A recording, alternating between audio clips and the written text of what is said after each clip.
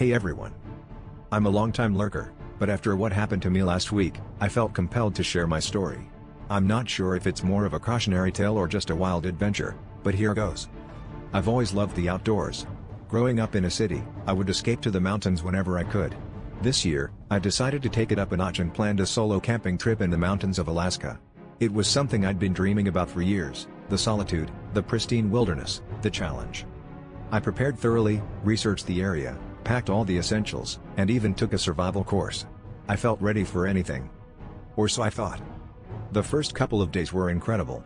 The scenery was breathtaking, and I relished the tranquility. I set up my camp near a river, where I could fish and enjoy the sounds of nature. On the third night, everything changed. I woke up to a noise outside my tent.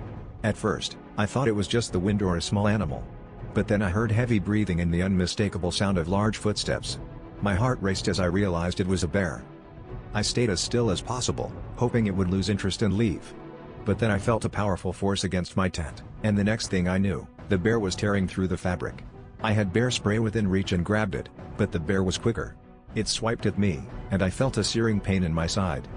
I managed to spray the bear, and it recoiled, giving me just enough time to scramble out of the tent and grab my emergency flare.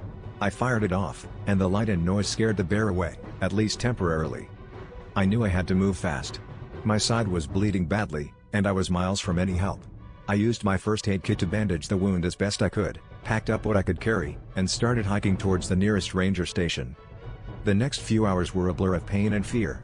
Every sound in the forest made me jump, thinking the bear was coming back. I kept moving, fueled by adrenaline and the will to survive.